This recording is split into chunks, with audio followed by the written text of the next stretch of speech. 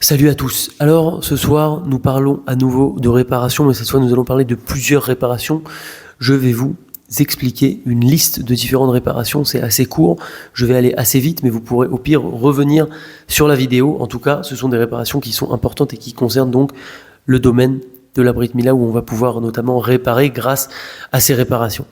Alors le livre Yesod Yosef ramène ces différentes réparations. Être sandak lors d'une circoncision. Donc être sandak, c'est celui qui porte le bébé sur ses genoux pendant que le Moël fait la Brit Mila.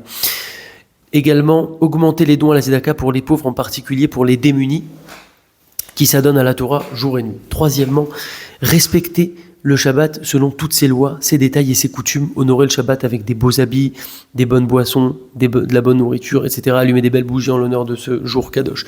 Également, respecter et aimer ceux qui étudient la Torah. Également, prier avec concentration et en versant des larmes. Également, se comporter avec humilité.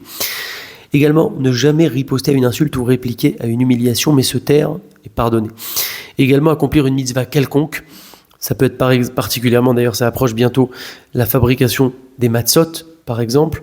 Encore une fois, il faut comprendre que toutes ces réparations dont on parle depuis le début, c'est efficace toute l'année, mais particulièrement pendant les Shovavim qui se terminent maintenant dans quelques jours, quelques heures. En tout cas, accomplir une mitzvah quelconque avec un entrain particulier à tel point qu'on va avoir de la transpiration, les gouttes de transpiration vont alors venir réparer les gouttes de semences qu'on a pu perdre. Donc, c'est pour ça que quand on fabrique des matzot, par exemple, on doit aller vite, il y a un temps respecté, on transpire.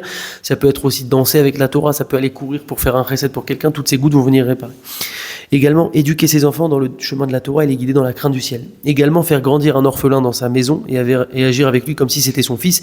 Si c'est quelque chose qu'on ne peut pas faire, ce qui est probable aujourd'hui souvent, pour des raisons techniques, alors on peut soutenir un organisme qui s'occupe d'élever des orphelins. Également, aider une future mariée dans le besoin en assumant les dépenses du mariage. Également, monter à la Torah au moins une fois par mois et réciter les brachot à voix haute, regarder les lettres de la Torah quand on lit, et également lire en même temps que celui qui lit la Torah à voix basse, c'est très important d'ailleurs. Également regarder les lettres du Sefer Torah quand on fait la Hagba'a, quand on soulève le Sefer Torah avant de le lire. Également arriver parmi les 10 premiers à la synagogue. Également aimer et rechercher la paix par tous les moyens, et en particulier la paix dans le couple. Également être vigilant dans le commandement de se vêtir d'un talit katan, le tzitzit. Également ne pas jeter les miettes de pain restantes mais les manger. Également réciter avec ferveur le schéma au coucher selon la formulation du Harizal, on en avait déjà parlé, Kriyat Shema Lamita. Également réciter chaque jour après la prière les 4 premiers Teilim, Aleph, Bet, Gimel, Dalet. Également marcher constamment les yeux baissés avec de l'humilité. Également lire les prières et les brachot dans le livre de prière et non pas par cœur. Et également contempler les 2 chines qui se trouvent sur le côté des tefilines. Donc on parle des tefilines de la tête. Il y a un chine avec 4 branches. On commencera par celui-là et ensuite on regardera celui à 3 branches. Voici pour ces réparations. Dernière ligne droite. Razak.